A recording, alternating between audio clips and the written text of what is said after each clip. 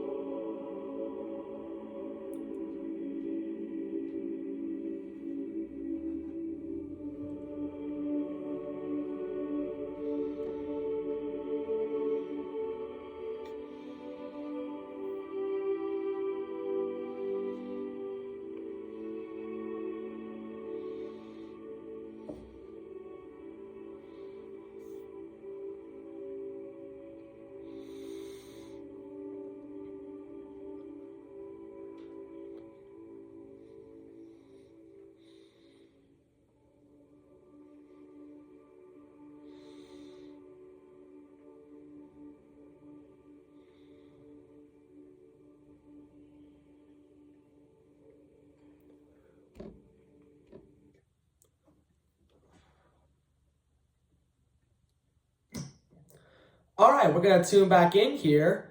Now, when I listened to this, it had a really sweet and soothing tone. Like, I really enjoy that if I'm just trying to have a chill day. And this doesn't have to just be for chilling. You can do other stuff. I mean, I can do other stuff with it as well. Like you can like sweet sleep with it. Like you can go to sleep by listening to this song. I think this would be a good song to sleep in because it has a really soft and piano tone. You can study with this. Like this can really get you focused on with studying. You can just chill. So like, you know, if you just want to like sit on a chair or a couch and then take a look back at like, you know, deep thoughts, you can definitely do that as well. Or yeah, like the list goes on. So when I listen to this, basically, so like it reminded me of like Catholic Church. So like, you know, when you see like all the instruments, maybe they're like on main floor, maybe they're on the upper floor, wherever they may be, like they'll play very, very, very soothing music. And it kind of relates to this. Like I can really interpret this choral piece to, you know, you can interpret it to this type of stuff. Like you can interpret to like the church, yeah. So it really connects me with like the divine. Yeah. Okay, so let's break it down of how Ave Verum Corpus could affect culture in some ways based on just listening to it. So, when we listened to it, we got like a deep reverence. So, it had a slow melody. So like it was going at a slow pace, but I think that's good because then you get because like longer songs mean longer stories. So like that definitely had a longer story than usual, like the 3-minute one. So in the 18th century, yeah. So it wasn't just for entertainment like now, like you know, and the like sounds, you know, they're more like upbeat and like you know they really get you moving with the entertainment.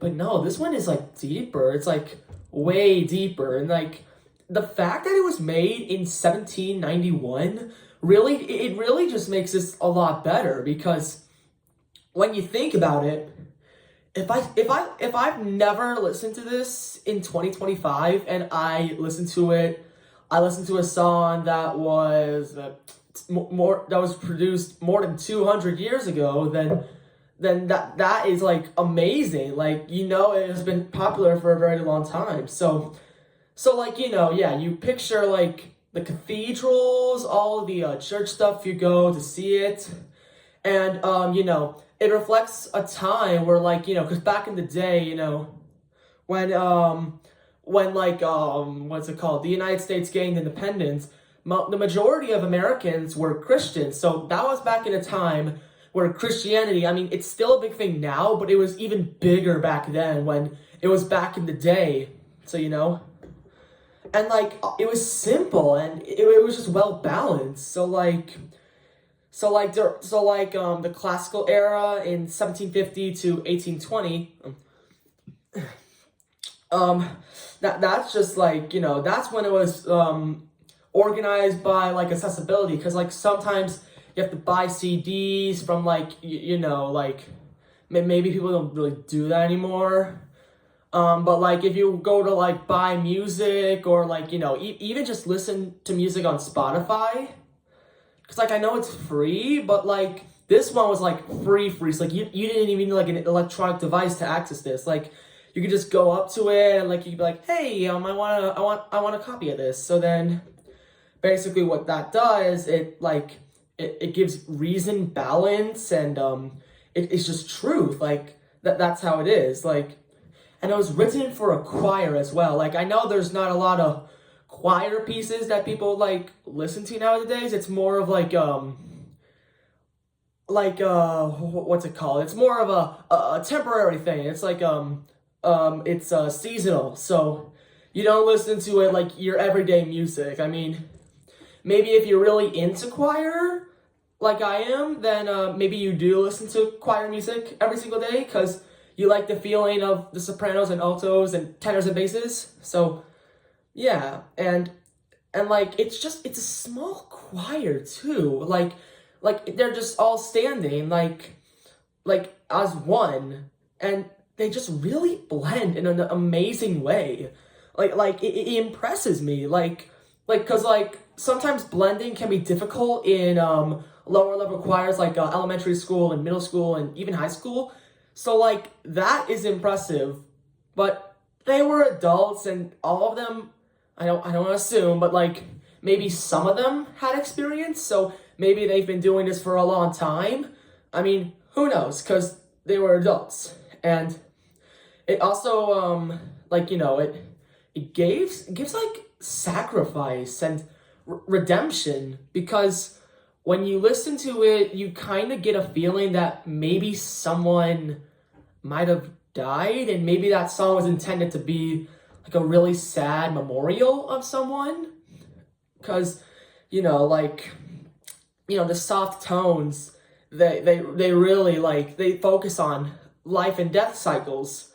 So like maybe some people get uncertainties in life, so it's like, because like back in the day, like disease and war, they were threats. Like, back then we didn't have protection. We didn't have hospitals. Like they were terrible. So like with that changing, and like we have a lot less wars today, that shows that like it's beautiful, but like it's just so dark and so deep. Like, wow.